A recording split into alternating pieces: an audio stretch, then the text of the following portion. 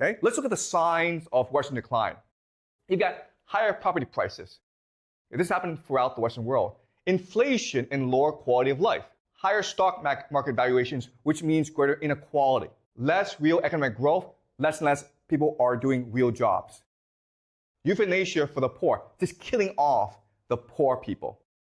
Mass immigration, population replacement.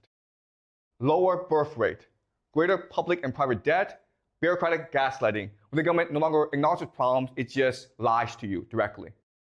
And privatization, asset stripping, okay? So all this is happening in the Western world. The question now is, why would this happen? And there are different theories, okay? And we'll go over some of the major theories. There's lots and lots of theories. We'll go over the major ones. And there's going to be overlap between these theories. And some of these theories make a lot of sense, okay? So one major theory is the idea of neoliberalism. The idea of neoliberalism is the belief that all that matters in society, all that matters in life is economic growth. If your society can generate more economic growth, all problems will be solved, okay?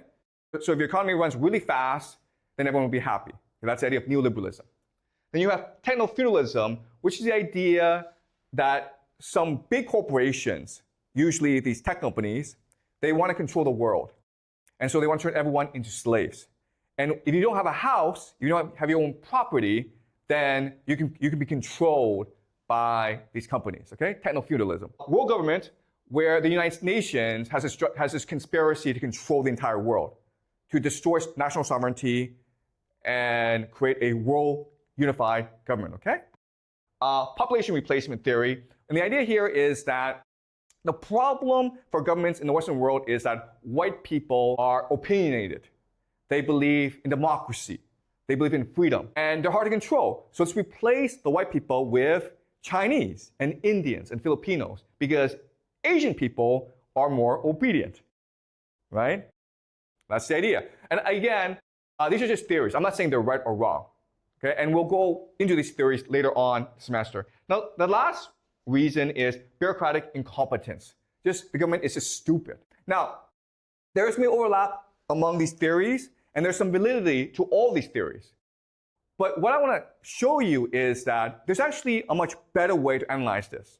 Whenever you have a problem, you always ask yourself, who benefits? Who is benefiting from this, right? So when we're talking about housing prices, the property owners are benefiting from this, right? So if we took all the groups, okay, and there's like millions of different groups in society, and we just analyze who benefits from all these trends that we discuss, the answer you would get is rich pensioners. These are the people who benefit the most from these trends. And therefore, we can suspect that they're the ones behind these trends, okay? So let's go over them. Property prices make sense, right? Because they're old, they have houses. They probably have 2 or 3 houses. So they want to see the property prices go up. Higher stock market valuations make sense because they own the most stocks. Euthanasia for the poor makes sense because they want good medical care. If poor people are standing in line, that's a problem for them, right? So just kill the poor people and they'll have better access to healthcare. If that frees up the healthcare system, mass immigration means cheap labor. If they're old, they're 70 or 80 years old, they need gardeners, they need cooks, they need nurses, right? Immigrants. Do you guys want to be gardeners and cooks and laborers? You don't want to be, so we have to bring in immigrants. And everything else, okay? Inflation, economic growth, lower birth rate, gaslighting, it doesn't really affect them. Does that make sense? So all these trends, some of them are really good for these pensioners, and the rest doesn't really affect the pensioners. And that's why we can assume, for analysis, that's the rich pensioners who are most responsible for what's going on. Does it make sense to you guys?